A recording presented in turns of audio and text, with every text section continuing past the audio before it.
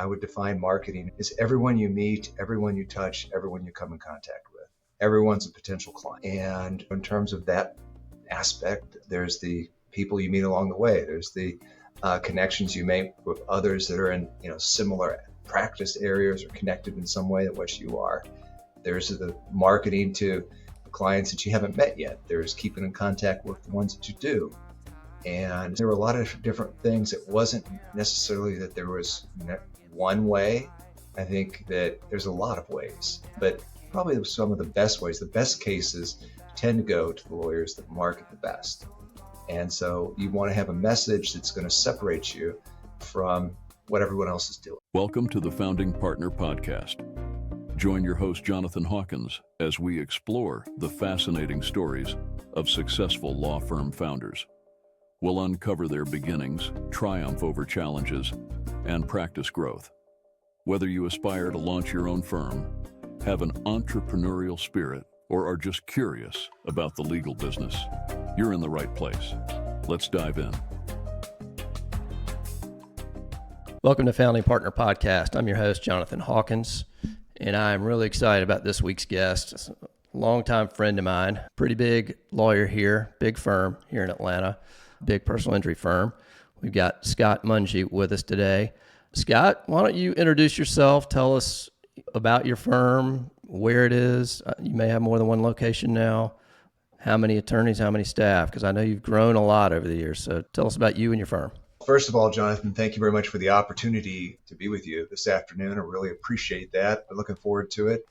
And in terms of my firm, our size is approximately 240 members, which consists of 30 lawyers. And we're headquartered out of Atlanta. We got approximately 30 offices across the country, members that work in 20 different states and 6 different foreign countries.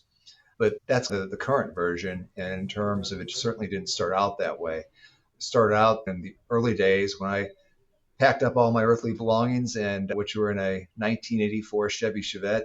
And I drove from Illinois to Atlanta and went ahead and set up shop with no clients, no contacts, no nothing. And the great thing about that is if I would have lost everything, I would have only been out about $15.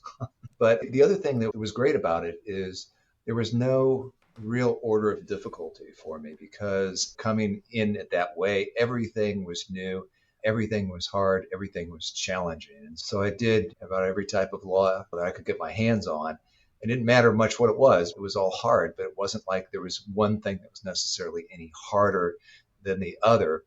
And so in any event, that's to answer your question. Those gives you in a nutshell as far as what's going on with my firm now and where it started way back when. I want to go through this because I think it's a really cool and interesting story, and can be inspiring from other folks out there. So let's go all the way back. What led you to become a lawyer? Do you have any lawyers in your family? What led you to even go this way? No, I was the first one. It was a challenging decision because there weren't any lawyers in my family. So it was entirely new to me. At the time, I liked some things that led in that direction, such as history and politics. And so in terms of that led me to law school, and I went ahead and did that. And once I was finished with the law school process, then I hung my shingle out.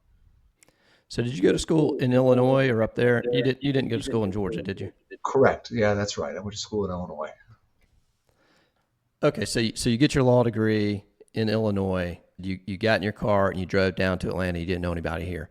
Why Atlanta? Why not Chicago or California or New York? What was it about Atlanta Great question, Jonathan. Coming from a relatively landlocked state in the middle of the country, in the Midwest, I looked at the map, and as far as the distance from Atlanta to the ocean, it was about a few centimeters on the map. And then once I got here, I realized, of course, it was much further than that. But the other thing is I viewed Atlanta as a city that had a lot of potential and being a hot city and had a lot of growth. And the city that I grew up in was in the area that sometimes is referred to as the Rust Belt. And at the time I was growing up, it was a family of 6, mom and dad, 4 kids. And at that time, there was a very severe recession. Unemployment was 19% in the city that I was growing up in. It was ranked in the top 10 cities with the highest unemployment rate in the country. And so it was challenging. At the time, my dad was working as a realtor, and I come from a family of six. I'm the only one that doesn't have a real estate license. And going through a recession, interest rates at the time were very high. People were not buying homes, and raising a family of six on an income, which at one time was $35,000, was quite challenging. So in terms of looking at other opportunities at the time when I finished school, I figured, man, there's no better time to fail. So let me go ahead and just take my chance and go someplace new and do the best I can to stake my claim and see what happens. Yeah, it's interesting. Atlanta, a lot of people nationally don't view Atlanta as a, quote, top tier city, but we're here.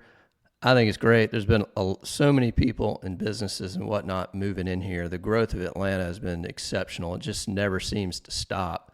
People keep coming here. And for what you do, we'll get into this later, there's lots of cars here too, so that's probably pretty good too for you. Of course, when you came down, you didn't know. So you came down here, you didn't know anybody. You wanted to go somewhere where there was opportunity. So you came here. At that time, had you taken the bar, or did you have your license with that? Yeah, I have. So anyway, I came down and started doing court-appointed criminal cases. And it was, if you're lucky, you got in court 2 or 3 times a week at the rate of $50 a case, not an hour case. And so I was in court all the time. Between that and other things I was doing, I was just in court all the time. I knew the parking attendants by a first name basis. I traveled extensively to the cases were. And so your early days, you were doing criminal appointed work. Were you just doing anything you could get your hands on? The rent law is what we call it. Anything to pay the rent. A lot of lawyers, most lawyers get their business from referrals, people they know, et cetera. You come down here, you don't know anybody. How did you start to work, or how did you start to evolve out of the court-appointed criminal cases?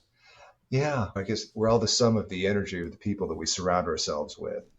And in terms of it, at that time, there was a lot of different ways. And I don't think there's any magic silver bullet. It takes a lot of different things in terms of, basically, in its most simplest terms, I would define marketing as everyone you meet, everyone you touch, everyone you come in contact with.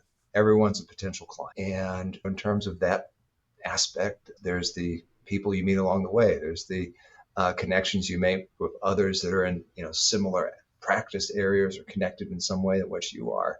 There's the marketing to the clients that you haven't met yet. There's keeping in contact with the ones that you do. And there were a lot of different things. It wasn't necessarily that there was one way. I think that there's a lot of ways, but probably some of the best ways, the best cases tend to go to the lawyers that market the best. And so you want to have a message that's going to separate you from what everyone else is doing. And when you came down, how many years ago was that? That was in 1993, so that would have been about 31 years ago. Okay. It's pretty easy to start a firm now. You just need a laptop, a bar license, and an internet connection, really, right? Back then, it just wasn't quite as easy to really have the setup. It seems like you needed an office, you needed a fax machine, all that kind of stuff. How did you make do? How did you do that? Yeah. And how did you figure out what to do? It was Winston Churchill said that courage is going from failure to failure without losing enthusiasm. I tried a lot of different things, and just basically, I think after a while, you just get used to it in terms of trying to go in this direction. And if that doesn't work, then go this direction. So the key thing is to always be trying new things. I tried a lot of different things, and you just keep a record of what works, and you test it small, and then you go big, and just repeat and do that again and again. And so through this series of experimentations that you were doing, you ended up in plaintiff's work. So how did you maneuver and end up there? And then once you got there, how did you know this is what I want to do? Sure. I like the personal nature of it. The other thing too of plaintiff's work is it's contingency fee based. So it's a great equalizer in terms of giving clients the right to go ahead and really hire any lawyer that they want without regards to having to worry about putting an upfront retainer. And so I think that in terms of the soft skills are really important in terms of it's never, I don't think any client wakes up in the morning wondering, where did my lawyer go to law school? Or what was those types of questions? So it's never a question of which the client's knowing how much you care. And people want to do business with those that they know and trust. And it was evident to me at a very early time in terms of communication skills. It didn't matter how smart you were, but it mattered more in terms of your ability to really connect, interact, and give assurance to clients so that they feel comfortable with you. And then they're connecting you and referring you their family and their friends. So you end up focusing on plaintiff's work. Your firm now is a big firm. You got 240 people, 30 lawyers, multiple locations. That's a big firm. And it started with just you. I imagine little by little, it's like an exponential curve. In the early days, it looks flat. It just looks flat. Why don't you take us through sort of the evolution? What was the growth? I also talked to others, and the growth might be really fast, and then all of a sudden you pull back 3 steps forward and 4 steps back or whatever. Take us through a little bit of the evolution of how you went from just you to now this really big operation. Yeah, sure. It's a process. And I think everybody has good luck and everybody has bad luck. And it's a matter of what you do. And certainly with me, there were a number of factors in terms of there's been many lotteries that I've won. And one of those is just really being born in America, which I believe is the land of opportunity. And you have opportunities here that just would not have, you just don't see in other places in the world. And starting with that opportunity and trying a lot of different things. Also, too, working with a great lawyer named John Rolnick. And at the time, he was doing television advertising and a lot of other kinds of marketing. And he became much more religious. And so he went to Israel to study for a while. But he kept his marketing going with the television and everything here. And in regards to that, I helped with keeping that going while he was overseas. And we continue to work in very close partnership and are still very close friends to this day, nearly 30 years later. Another factor I'd say was in regards to COVID. But the COVID really brought around technological change, accelerated about probably 3 to 5 years worth of technological change into a span of about 3 to 6 months. And with that uncertainty in the down markets, that's always where I believe the growth is. And so when a lot of our competitors were pulling back or we're not sure what to do, we really pushed on the gas. And so we were one of the few firms that we saw our business grow and expand during the time of COVID. And I think the other thing too is there's a value to being first. Eventually ideas go mainstream, but the sooner that you find something that works, the more that you have that opportunity for growth, Jonathan. And in the law business, so far behind for so many years because marketing wasn't legalized until 1976 by the U.S. Supreme Court in the Bates decision. And then even after that, it was taboo for many years. But in terms of starting with the yellow pages at the time that those were really effective and using those and then transitioning to the internet when it became available, use of television, especially all of these innovations, especially in the early days when everybody had a yellow book that was delivered to their home. Everybody was using it as a source of information.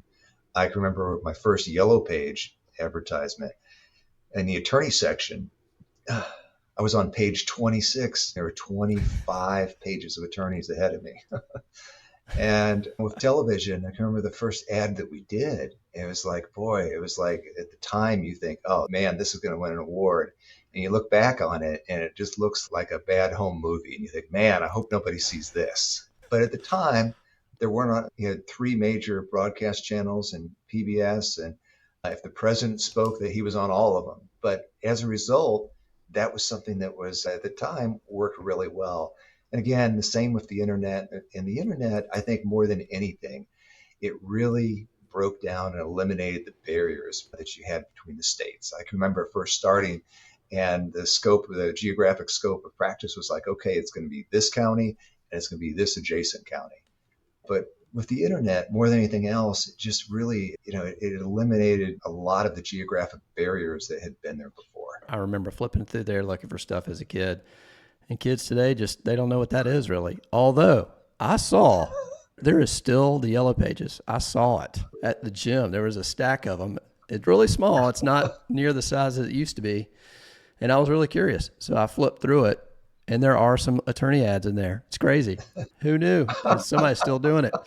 But yeah, the other idea I've got for you. So those old TV commercials, you got to pull them out, man, and put them on your YouTube channel and just let everybody see them. Come on. It sounds like you've tried a lot over the years in terms of your marketing, advertising, and it's evolved a little bit. So don't give away your secrets, but what do you do nowadays in terms of advertising or trying to get clients? I think that in terms of ways to get clients, first of all, the best way is starting with the clients that you have and forming those bonds, having a great experience. So they're going to tell their family and their friends, because the best cases are generally going to come from referral. And the other way is keeping in contact with your past clients that already know you, they're already familiar with you, by newsletters and other ways. And then the third way that most people think of is marketing to clients that haven't met you that haven't used your services and reaching out to them. I think that's what is important is to really take a look at every stage of the client experience, and especially finding the friction points of what that is, and really zoning in on that in terms of just every interaction. My process has always been in terms of what can we do that's different than maybe what everybody else is doing to try to better address that and to have a better client experience. So we have a lot of touches and things that we do in regards to that. With any client that comes into our office, they're going to have a welcome monitor. It's going to have their name on it, welcoming them to the office. If you've ever read Dale Carnegie's book, How to Win Friends and Influence People, he talks about how a person's name is the most sweetest sound that they can hear in the world. So we're going to do that. We've got a lot of personalized touches that we do with clients in terms of personal outreach, with personalized videos, and especially early in the relationship, just so we're having as many touches as we can to really build that rapport and trust early on through the process. And then also too, we have something that we call the Ritz-Carlton treatment, and it's inspired by the founder of the Ritz-Carlton, who is basically empowers all of his members of his team to solve any problem that they encounter up to a limit of roughly $1,500. And not that it is necessary to go that amount each time, but all of our team members are empowered to go ahead and resolve any situation that they have if they encounter up to a certain amount. So if there's a situation where there's a client that has a health challenge or a surgery or something of that nature, we're going to go ahead and send something special in that situation. Or if there's a miscommunication on something in terms of we'll go through and the client in that situation will receive a gift basket or delivery of something with a note from me indicating that I am placing them on my very important client list. They are valued, they are appreciated, they are important, providing them my direct number, providing them my direct email as a point of contact. I tell you, it's good for marketing and that sort of thing. But the other aspect of this is they've done these studies for doctors getting sued, and they said the number one correlation on how to not get sued, the doctors, is to spend more time with the clients and talking to them. They get to know you. I imagine it's the same thing for legal clients. The more you talk to them, the more they get to know you, they just feel better. So you probably reduce your risk by doing that as well. And you increase your marketing efforts as well. I remember, I seem to remember last time I was in your office, I think maybe my name was on that board too. It was a nice touch. So what kind of response do you get from the clients? We'll have clients that will take photos of it with their phone, and so every response has been uniformly positive. Real quick, thanks for listening. If you're getting any value out of this podcast, please take 2 seconds to hit the subscribe button and leave a 5-star review. It would really mean a lot to me. Now back to the show. So let's talk about advertising a little bit here in Atlanta. My understanding is, and I'm not really in the game, but my understanding is that Atlanta is one of the top competitive legal advertising markets in the country. So maybe you can tell us a little bit about that. And then what does that mean for you and others? Especially, I would think any new entrant into the market it's going to be a big commitment to try to break into that. Tell us about the Atlanta market and how competitive it is. Yeah, that's a great point. And a couple points on that is, one is once you overcome that barrier of entry, then it does provide a bit of a security, perhaps, because it does take a lot of time, a lot of effort to overcome those barriers to entry. But the other thing I think is what you said before, in that there are so many different avenues available to lawyers in terms of how they want to market and build their practice and connect and do things of that nature. And I would also say the other thing too is, when you come up in a market that's competitive, and then you go through and you go to other markets, for instance, that don't have the same degree of competition. I think you're better because of having that competition. It makes you sharper. It makes you look harder at finding things that work. It makes you look harder at avoiding wasting resources or squandering resources on things that are not working. And the other thing too is if someone was to ask, who's your biggest competitor? I would say our biggest competitor is ourselves, because our challenge is always, how can we be better versions of ourselves? What can we do? So for me, it's never been a situation of really looking at others as competitors. I think living in America, the land of opportunity, I think there's lots of opportunities for everybody. But I look at it in terms a lot of self-analysis, as far as just constantly looking at our systems, our procedures, and how can we be better versions of ourselves. And I tell you, you made a point earlier, your current and former clients, and really working that list, or those lists, so to speak. I have heard of plaintiffs' firms, plaintiffs' attorneys that do no advertising, and they have a pretty big former client list that they just market to through emails, birthday cards, newsletters, whatever it is. And they have a very successful sustaining practice just on that. And then, of course, that list grows every year. And so for people out there that don't have the advertising budget, which most of us don't, there are other ways. It's not easy, and nothing is a silver bullet overnight. Usually, if you really work it and you're consistent, I would think you could really grow a good practice. And it sounds like you're doing all of the above. Everybody has their practice model, and as long as it works for them, that's all that matters. I want to go back. So when you move down here, you're doing court-appointed cases. You're in court all the time. You, Scott, personally are doing all the work. I imagine now, tell me if I'm wrong, you're not doing really any legal work at this point, are you? I'm still very involved and engaged. So in terms, regardless of the size of the office, my name's still on the door. My main focus and responsibility is leadership and management. And I think one of the jobs of a leader is, when something goes right, you give the credit away to those that help make that happen, and you celebrate that in a public way. And when there's an area for opportunity, you take responsibility for that. So with the nameplate that I have on my desk, it has the phrase, I'm responsible, because the buck stops with me. And so that's really a situation if someone's reaching out to me. Yeah, I'm still going to take the time. I still have a responsibility to my clients, to my team, to their families, to those that are dependent on them. So I think over time, I think that the responsibility, it just gets greater and greater. It goes from being with you to your family, your team, and those that depend and rely on them. It's interesting as a position evolves from direct client work to more CEO or leader work. It's not that you're doing less work, you're just doing different work. And it's not that you're less stressed, you might be more stressed, right? How did you maneuver that evolving role from client work to more leadership role?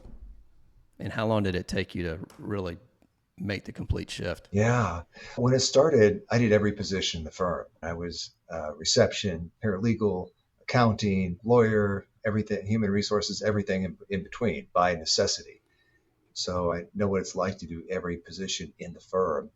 And over time with growth, it forces that in terms of the only way to really grow or scale any business is, you got to have a good team to do that. So I got to throw a lot of the credit back to my team.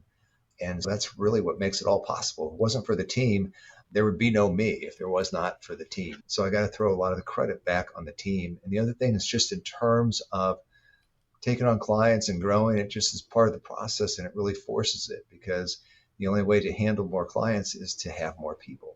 So let's talk about that, sort of the growth and the evolution and building the team. I'm with you. The more that I'm in this and the more I'm scaling, the more and more it's clear it's all about the people. It's all about the team.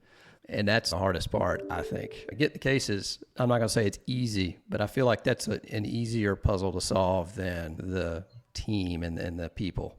And then on top of that, you have to hire them and take the risk. You're taking them on, and they and their families become your responsibility. So then you got to fill their plate. So you take on a lot of risks. So how do you balance the growth, taking on the risk, and then also just finding the right people? That's a great question. Reminds me of a story Richard Branson told when he's telling the story when he was growing one of his businesses in the early days.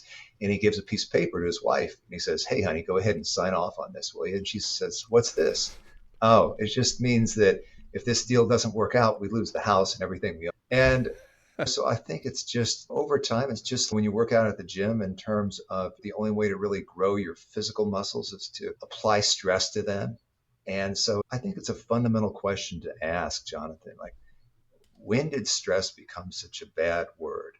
And because the only way to grow, it really, it's like, in terms of questions, the goal I see is the only really way to grow and be a resilient, strong person is you got to constantly expose yourself to stress. And by doing so, that's how you grow into a stronger, better, more resilient version of yourself. And circling back to the team, in terms of the team, one of the great challenges the past few years has been that we have a labor shortage. And every business is dealing with shortages. So that's a challenge. So one of the ways that we deal with that is we source the talent from the best talent wherever we can find it. And our focus has really shifted from where can we find a person to what's more, what can they produce? So the focus is not on where a person is. Doesn't really matter. It does not matter as much if they are on site or off site, but what matters is more, what can that person produce? There's two core values that we look at in terms of finding team members that are going to be a good match. One is positivity, is finding the nicest people you can find. And the other is productivity, is finding people that are really good at what they're going to do. And in terms of the process, I think that it really helps to have a mentality that this is going to be challenging work. It's not going to be easy. If it was easy, everybody would have this position.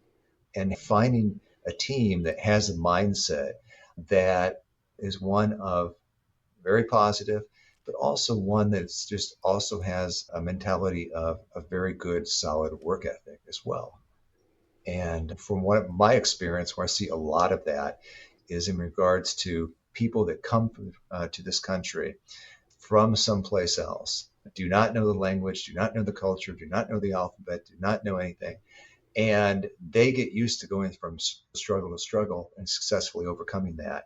And to me, that's the American dream. In terms of, we have team members that are domestic, we have team members that are international. We treat everybody the same. And the goal is just to have really the best talent that we can find. In regards to culture, there's a lot of ways that can be defined. And one of the great challenges, Jonathan, I believe for any law firm in the 21st century is how do you build a culture and in a hybrid environment, which consists of both on-site and virtual team members. And also something I heard recently that really stuck with me is culture's part of it is who you hire, sure, but also the other part of it is who you fire, because that really defines your standards. Because whatever you accept as the standard, that is the standard. Listen, the standard is the standard, and the easiest way to apply it is apply it to everyone equally. But when you accept subpar performance, that becomes the new standard. That is a good point. Everybody talks about hiring for culture, but you rarely hear about people talking about it, explicitly at least, firing for culture. But I did have a question. So it sounds like you've got a pretty big remote team, and you've touched on it a little bit. That's got to be a challenge to manage. You got the onboarding, you've got the training, you've got the retention, and then you've got, as you said, the culture part of it too. So how have you figured that out? I'm sure there's been some bumps along the way, but what is it that you do specifically? If you go hire a new remote person, do you have a program that you put them through to get them ready and get them engaged? Yeah, so we have an onboarding process for everybody. We have leaders for every department. So we've got different levels of leadership and middle level managers and executive level managers. And in terms of keeping track of everything, we go through, we have morning huddles, we have weekly reports, we have monthly in-person meetings, we have annual events, we have a lot going on in terms of those touches. And so those are some of the ways that we would keep in contact as far as providing leadership opportunities and just in managing the flow of information and having specific standards that are applied consistently throughout the organization. So I know you're a big reader. I know you're a student of business. As you look back, who are some of your, whether you know them or whether it's through books or whatever, who are some of the people that really impacted you in your philosophy and growing your business? Yeah, there are three that come to mind. I would say Jeff Bezos, in terms of his first job was at McDonald's. And he makes references as far as the systems and procedures that they had, and really as the place that he really developed what he refers to as an obsession with customer service. And he tells a story where once he's in a meeting with Amazon of all these officials, and the reports came through, which was how long does it take when you're on hold to get through to Amazon in terms of measuring the customer experience. And so Jeff Bezos says, let's find out. And he picks up the phone and he calls Amazon. And he's on hold for a minute, 2 minutes, 3 minutes, 4 minutes, 5 minutes, and so on. But it shows a real hands-on attention and obsession with customer service. And the other, I would say, is Elon Musk. And the reason I mention him is for his work ethic. And he talks about you have got to be willing to do whatever it takes in terms of work ethic. And he tells a story after he arrived from South Africa of just being so broke and so poor that in terms of the office where he rented, which he shared with his brother, it was like they only had one computer, which they shared, worked it during the day and slept there at night, showered at the YMCA. And to go from that to founding to founding Tesla, to founding SpaceX. And the third would be Steve Jobs in terms of coming up with innovation, in terms of teamwork, in terms of methods of how you drive teams to higher and higher levels of performance. And the thing that would tie all of them together would be in regards to, if you look at Elon Musk, immigrant from South Africa. If you look at Jeff Bezos, his father was an immigrant from Cuba that did not speak English. His mother was a teenage mother. And with Steve Jobs, he was an immigrant from Syria that was adopted as a child by a family here in America. And so the common thread that I see when I look at that is, as far as when you come from that type of background of adversity and challenge, and you get used to overcoming challenges and you get used to doing hard things, it builds a resilience and it builds you into a stronger version of yourself. So I don't see it as so much as the goal is, are you happy or that? I think it's more where when you get used to a mentality of overcoming challenges and becoming a more resilient, stronger person. And so that's why I applied to work, to the law world. It's, if there's somebody that has a challenge, there's always two choices. Either they can try harder or they can quit. And so if someone is faced with a challenge, if you're not empowering them and giving them the opportunity to overcome that challenge, if the opportunity is more just, oh, listen, just take it easy, go to the meditation room and just become a snowflake that melts under pressure, is that really helping that person become a stronger, more resilient version of themselves? I'm with you on that. And that's a good segue. So I know that you had I'll call it a background of scarcity growing up. It was recession times, it was tough times, and you've done really well. You got a big firm, you're doing well. What keeps you going? What drives you now? How do you keep the drive? Oh, that's easy, Jonathan. My wife's shopping habits. I hear you. No, my wife, her motto when we first met was she never pays retail, and she doesn't. So no, I didn't marry up. I married way, way up. And what keeps me going? I would say in terms of, there's a saying you've probably heard that goes something like this: times produce strong men, produce good times, produce soft men, produce hard times. And so in terms of, I think that you just always in life, people respect the value of hard work. And you would look back on your life and you look at the things that you're proud of. And it's usually something that involves some type of challenge or overcoming a hardship or adversity or struggle. And you don't hear people say, man, I'm really proud of that car that somebody just gave me. They just gave it to me. I'm really proud of that. And so I think it's just comes down to a question of wanting to live a meaningful life of purpose and value. And that comes through a lot of discipline and a lot of hard work. But at the end of the day, the world just, I believe it respects that. And there's just not a lot of respect if someone is not living life to their fullest potential. And so that leads to another question. This is a question that I've thought a lot about for my own situation. I've asked others about it. We strive to create a good life for ourselves, for our family, for our kids. We want to give our kids lots of opportunities and this, that, and the other. And so it's a balance. And I'm not sure there's a clear answer. But on the one hand, you want to give them a lot. But on the other hand, like you just said, they need to be challenged. They don't need to be just given everything. They really need to struggle. So how do you, I know you've got some kids, how do you, or how have you balanced those two interests? In a couple ways. In the book, The Prophet, the author Gibran says, our children come through us, but they're not us necessarily. In other words, they come into the world with their own personalities, with their own being as far as who they are. And going back earlier in terms of immigrants, I see examples of people that came to this country with nothing. And through hard work and struggle and overcoming adversity, have built incredible lives for themselves.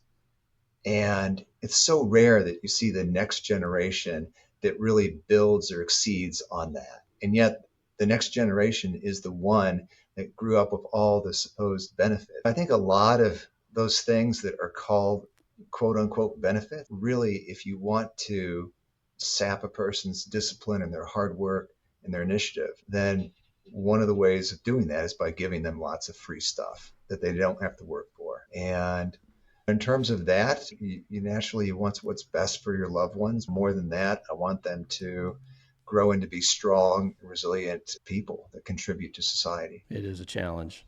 Looking back over your exceptional success growing your firm, are there a couple big lessons maybe that you, looking back, you can say, yeah, these are a couple big lessons I've learned along the way that maybe would help someone else that's maybe earlier in their journey? Yeah, I say that the reason it's called the practice is because everybody's trying to get it right.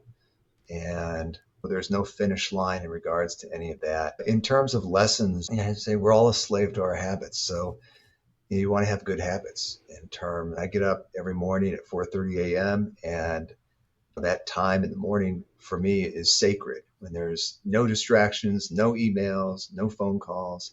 And so whatever I'm going to get done for the day, I've got to get it done by about 8:30 because after that's when it gets busier and busier after that time. But in terms of advice, I would say look at every point of the client experience and think, what are the points of friction and how can I do this differently than the way others are doing it? And the other thing is I think you just got to constantly be beating on your craft. Whatever area that you're in, you've got to be all in. You've got to know the latest trends. You've got to be current on what's happening with your cases, with your firms, with your people, at least as best you can. And I would just say always be open to trying new things. Yeah, I'm with you on that too. I'm also an early person. I'm not quite a 4:30. I've done that at times. I'm more of a 5, more of a little bit. I get 30 minutes extra. So what is your morning routine like? So for me, I get up, drink some coffee, do some stuff, and then, go to the gym. I make sure I get my workout in the morning. But what about you? Do you meditate? Do you work out? What's your morning routine? Yeah. So my morning routine is I get up at 4:30 every morning, including weekends. And immediately I go through and I get done the things that I need to get done for the day as far as work-wise. And then I'll go through, I'll have 30 minutes of cardio in the morning, and I'll go to the office and spend the day there. I'll come home, I'll do an hour of either of weight training, generally in the evening. Nice. 2-a-days. Yeah. 2-a-days.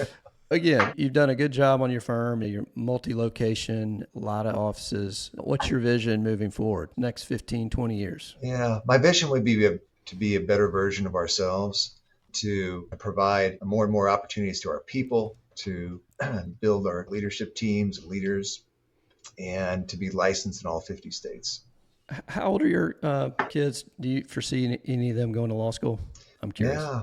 They haven't seen the light yet. Are you trying to steer them towards or away? They're both still in school, so they've got a ways to go. I'm not really steering, but none have really expressed an interest at this point yet. It's funny, before we got on, we were talking about that old story about my dad steering me to a certain school away from trying to be a rock star and towards college, which was funny. But I know that early on when I said, I want to be a lawyer, because he was a lawyer, I said, I'm going to be a lawyer. And at first he said, no, don't do that. And part of it, let me back up, even before that, because he was a lawyer, I did not want to be a lawyer. I was like, I'm not doing it. I'm going to be my own man and all that stuff. But it may have been destiny. I ended up saying, yeah, I'm going to go to law school. He tried to talk me out of it for a little while. And then once I was headstrong, said I'm going, then he jumped in, and he was very supportive and really helped along the way. Gave me a lot of good advice over the years. So it's funny how these things turn out. So who knows where your kids will be. Exactly. So Scott, if people want to get in touch with you, what's the best way to find you? Shoot me an email. My email address is Scott at Monge. Monge is spelled M like Monday, ONGE, .lawyer. So Scott at Monge. Scott, thanks again. It's been fun to catch up. We hadn't really talked in a while, so it was good to catch up on this. And you've grown a lot since we last talked. So that's impressive stuff, man. I'm really impressed. Thanks, Jonathan. It's always good to catch up with you. I've really been looking forward to it. And so it's just the more you grow, the more the target on your back grows. So that's why it's important that you do everything right. Just keep running. Run faster. Right. All right. Thanks, Scott. Hey, Jonathan. I appreciate it. Thank you. Thanks for listening to this episode of the Founding Partner Podcast. Be sure to subscribe on Apple Podcasts, Spotify, or wherever you get your podcasts to stay up to date on the latest episodes. You can also connect with Jonathan on LinkedIn and check out the show notes with links to resources mentioned throughout our discussion by visiting www.lawfirmgc.com. We'll see you next time for more origin stories and insights from successful law firm founders.